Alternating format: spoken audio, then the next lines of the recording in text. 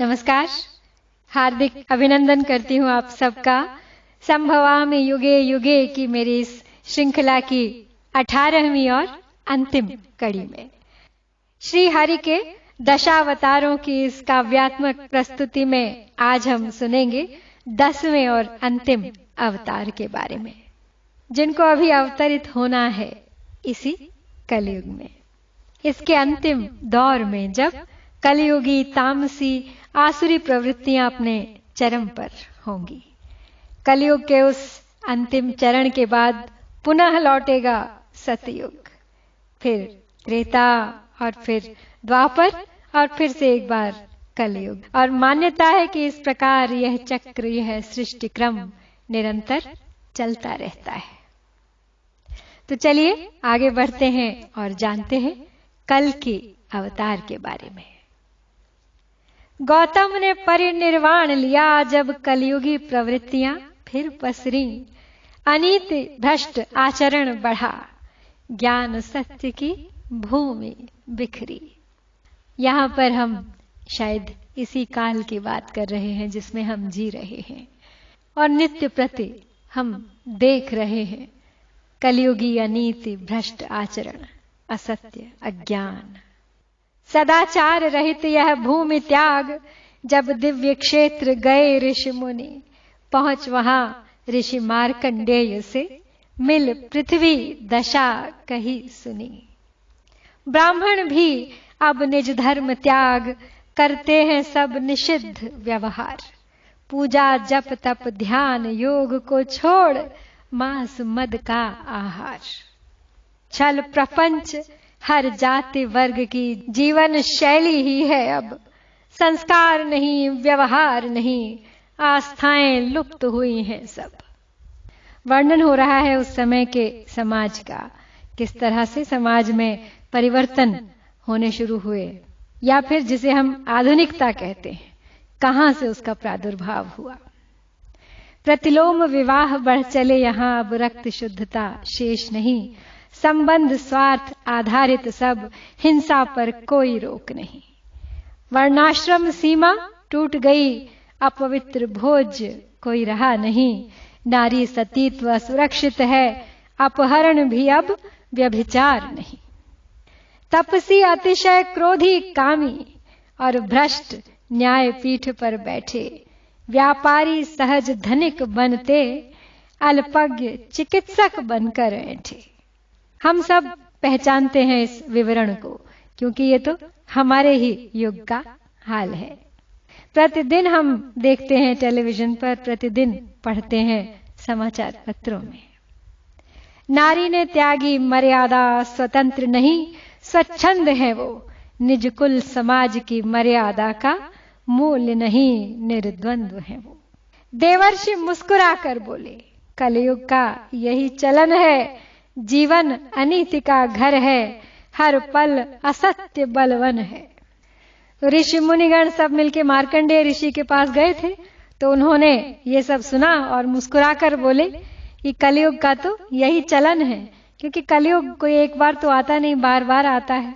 देवर्षि मुस्कुराकर बोले, कलयुग का यही चलन है। जीवन अनीति का घर है, हर पल असत्य बलवन है।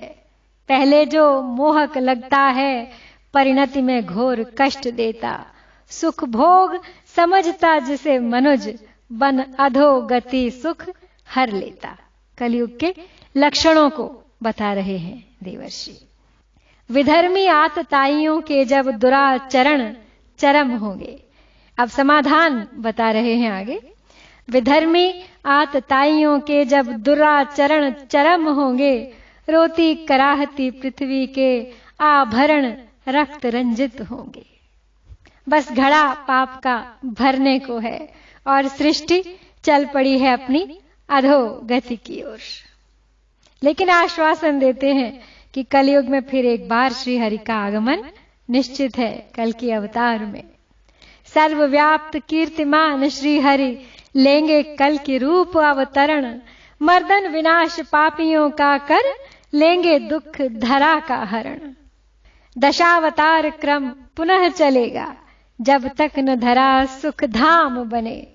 धर्म नीति और सदाचार घर, जब तक न मनुज शुभ काम बने। संधि काल सतयुग और कलयुग का होगा, जब कल की धरेंगे रूप, फिर लौटेगा सतयुग लेकर विष्णु सुदर्शन रूप। 64 कला निपुण होगा श्री हरि का वो 10वां अवतार। देवदत्त घोड़े पर हो आरूढ़, हाथ में ले तलवार। कैसा होगा वो अवतार, कैसा दिखाई देगा, क्या होंगे उसके अस्त्र शस्त्र, क्या होगा उसका वाहन, ये सब भी देवर्षि ने बताया। कहा कि सफेद अश्व होगा उनका वाहन और हाथ में होगी चमचमाती तलवार। 64 कलाओं से निपुण होगा, सर्वगुण संपन्न। शस्त्र शास्त्र का ज्ञाता होगा, नीति धर्म का उज्जवल स्तंभ, राज्य सनातन स्थापित होगा, कलयुग का ज्यों होगा अंत। और कल की अवतार लेकर जब कलयुग का अंत करेंगे तो पुनः सनातन धर्म स्थापित होगा, पुनः सतयुग के आगमन का बिगुल बजेगा। देवर्षि की अमृत वाणी, ऋषि मुनियों का आनंद आभार, आश्वस्ति सुखद भविष्य की दी, कल क्या अवतार का इंतजार। देवर्षि की इस अमृत वाणी से सभी ऋषि मुनियों को पूर्णतः आश्वस्ति, अपना आभार प्रकट किया, आनंदित हो गए और देवर्षि के वचनानुसार सब प्रतीक्षा में हैं कल के अवतार की।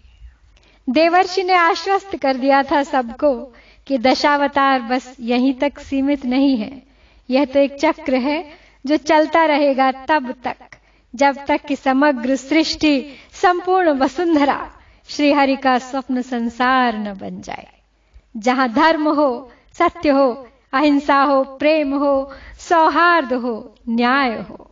और यह तभी संभव है जब मनुष्य में अन्याय से लड़ने का साहस हो।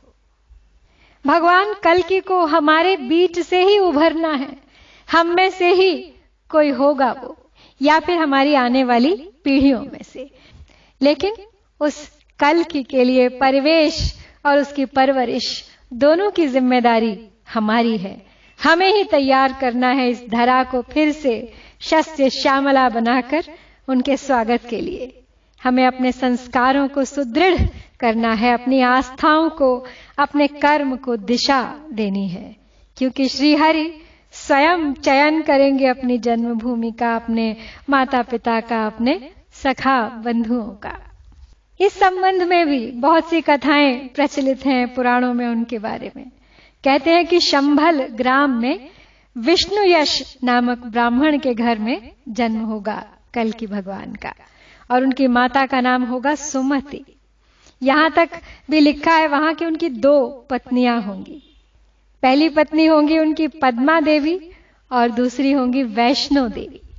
जी हाँ, वही वैष्णो देवी माता जो त्रेता युग से ही श्री राम को प्राप्त करने की तपस्या कर रही हैं। श्री राम ने वचन दिया था उन्हें कि अभी तो मैं विवाहित हूं, मैं मर्यादा पुरुषोत्तम हूं, एक स्त्री व्रतधारी हूं, जब श्री राम वनवास में थे, लेकिन मैं अवश्य कल के अवतार में जब आऊंगा तब तुम्हें अपनी पत्नी रूप में प्राप्त करूंगा।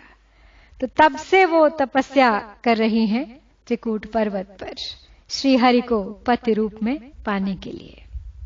यहां तक कि उनके 4 पुत्रों का भी उल्लेख है, जय, विजय, मेघमाल और बलाहक। लेकिन प्रामाणिक तौर पर तो इस बारे में मैं कुछ नहीं कह सकती। स्वयं प्रभु जब आएंगे प्रमाण प्रस्तुत हो जाएगा। प्रतीक्षारत हैं हम भी श्री हरि के कल की अवतार की। श्री हरि के दशावतार की इस काव्यात्मक प्रस्तुति को आज यहीं समाप्त करती हूं, आपसे विदा लेती हूं। परित्राणाय साधूनां विनाशाय च दुष्कृतां धर्म संस्थापनार्थाय संभवामि युगे युगे, संभवामि युगे युगे। जय श्री हरि, जय भारत।